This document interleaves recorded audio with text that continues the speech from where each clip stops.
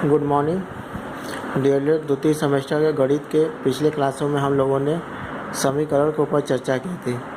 आज उसी चर्चा को हम लोग आगे बढ़ाते हुए देखेंगे कि समीकरण का हल क्या होता है। जैसा कि यहाँ पे आप देख रहे हैं कि आपको एक समीकरण दिया हुआ है x + 7 = 18। इस समीकरण में जो बायां पक्ष एवं दायां पक्ष है x के एक विशेष मान 11 के लिए समान हो जाता है। बाएं पक्ष में x के स्थान पे 11 रखने पर बाएं पक्ष का मान 18 हो जाता है, जो दाएं पक्ष के समान है। x का यह मान गणितीय वाक्य x + 7 = 18 को सत्य बनाता है। x का यह मान समीकरण का हल कहलाता है। अगर हमारे पास कोई भी समीकरण है, उसमें जो भी चर राशि रहेगी, जैसा कि इस केस में x है, तो इसी x का एक हम ऐसा मान खोजेंगे जो दिए गए समीकरण के बाएं पक्ष और दाएं पक्ष को बराबर करता हो, तो उस मान को उस समीकरण का हल कहते हैं। जब भी हमको इस प्रकार का प्रश्न देगा, हम विभिन्न विधियों का उपयोग करके x का हमेशा एक ऐसा मान खोजेंगे जो दिए गए समीकरण को सत्य बनाता हो या उसके बाएं पक्ष और दाएं पक्ष को बराबर करता हो। उसे हम समीकरण का हल कहते हैं। समीकरण को हल करने के लिए कई विधियां हैं, उसमें से एक ही यहाँ पे आपको बताई जा रही है, पक्षांतरण की विधि। जब भी हम समीकरण को हल करते हैं, समीकरण को हल करते समय बाएं पक्ष से दाएं पक्ष में तथा दाएं पक्ष से बाएं पक्ष में किसी संख्या या संख्याओं को स्थानांतरित करने को पक्षांतरण कहते हैं। हमको जब भी कोई समीकरण दिया रहेगा, उस समीकरण में हम कुछ संख्याओं को, या अगर दूसरे शब्दों में कहें तो जो हमारे अचर राशि रहेंगे, अचर राशि, उनको हम दाएं पक्ष से बाएं पक्ष में या बाएं पक्ष से दाएं पक्ष में स्थानांतरित करते हैं।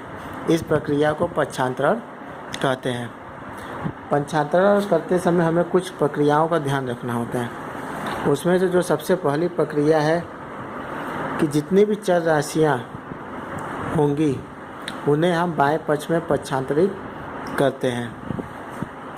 हमें जो समीकरण दिया रहेगा, उस समीकरण में पहले हम देखेंगे कि जो हमारी चर राशियाँ वो बाएं पक्ष में है कि दाएं पक्ष में। अगर वो बाएं पक्ष में है तो उनको वहीं पे रहने देंगे, और यदि वो दाएं पक्ष में है तो उनको पक्षांतरित करके बाएं पक्ष में लाएंगे। दूसरी प्रक्रिया है, सभी अचर राशियों को हम दाएं पक्ष में पक्षांतरित करते हैं। जो हमें समीकरण दिया रहेगा प्रश्न में, उस समीकरण में हम देखेंगे कि ऐसे कितनी अचर राशियां हैं जो बाएं पक्ष में हैं। जो बाएं पक्ष में रहेंगे उन्हें हम पक्षांतरित करके दाएं पक्ष में लाएंगे। तो पहले और दूसरे नियम को अगर हम देखें तो हमको दिमाग में एक बार सीधे सा रखना है कि जो हमारी चर राशियाँ रहेंगी उन्हें हमेशा बाएं पक्ष में रखना है, और जो अचर राशियाँ हैं उन्हें हमेशा दाएं पक्ष में रखेंगे।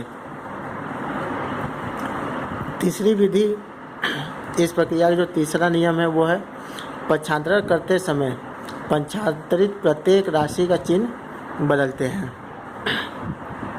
अगर चाहे हमारा चर राशि हो या अचर राशि हो, उसे हम पक्षांतरित करके एक पक्ष से दूसरे पक्ष में ले जाते हैं तो उसका जो चिन्ह होगा वो बदल जाएगा। अगर वो प्लस है तो माइनस हो जाएगा, और अगर माइनस है तो प्लस हो जाएगा। तो इस प्रकार पक्षांतरित विधि का उपयोग करके हम समीकरण के प्रश्नों को हल कर सकते हैं। आइए कुछ प्रश्नों को हम हल करके देखें। यहाँ पे आप एक को समीकरण दिया जा रहा है, x - 7 = 15 को हल कीजिए।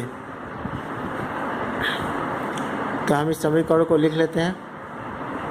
अब इस समीकरण में देखते हैं कि जो हमारा चर राशि x है वो बाएं पक्ष में है, और जो अचर राशि है जैसे कि यहाँ दिया है -7 और जो दाएं पक्ष में वो 15 है। दो अचर राशियाँ हैं और एक चर राशि है।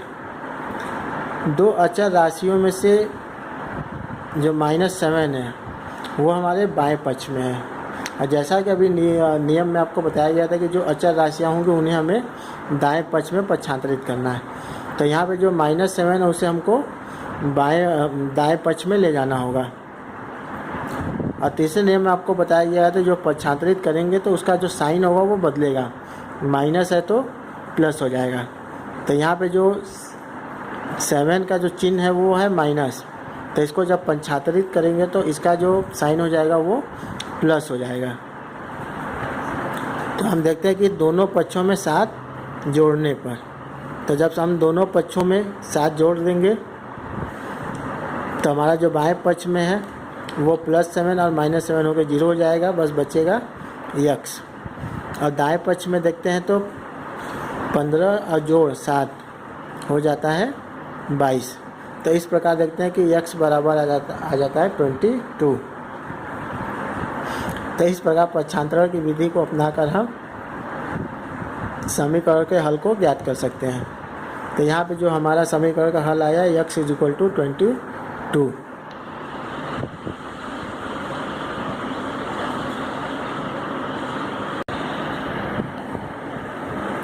यहाँ पे हमें एक दूसरा प्रश्न दिया गया है, x/4 = 2 को हल कीजिए। तो सबसे पहले हम समीकरण को लिख लेते हैं, x/4 = 2। अब हम देखते हैं कि यहाँ पे जो हमारा चर राशि है x, उसके साथ एक अचर राशि भाग में है। तो इस प्रकार यहाँ से इस अचर राशि को हटाने के लिए हमको गुणा करना होगा। अगर जोड़ रहेगा तो हम घटाना करेंगे, अगर घटाना रहेगा तो हम जोड़ करेंगे। अगर भाग में कोई अचर राशि रहेगा तो उसे हटाने के लिए हमको गुणा करना होगा, और कोई अगर अचर राशि गुणा में है तो उसे हटाने के लिए हमको भाग करना होगा। तो यहाँ पे जो राशि भाग में है 4, उसको हटाने के लिए हमें दोनों पक्षों को 4 से गुणा करना होगा। तो इस प्रकार हम दोनों पक्षों में 4 से गुणा कर देते हैं। तो जब गुणा करेंगे तो बाएं पक्ष में ये 4 और ये 4 दोनों कट जाएंगे और बचेगा सिर्फ हमारा चर राशि x। और दाएं पक्ष में हम देखते हैं कि 2 का गुणा 4 में करते हैं तो ये आ जाता है 8। तो इस प्रकार देखते हैं कि हमारा जो x का मान आ गया 8। तो x का मान जो 8 है वो हमारे दिए गए समीकरण को सत्य बनाता है, इसलिए जो हमारा x = 8 है वो दिए गए समीकरण का हल कहलाता है। इस प्रकार हम समीकरण को आसानी से हल कर सकते हैं।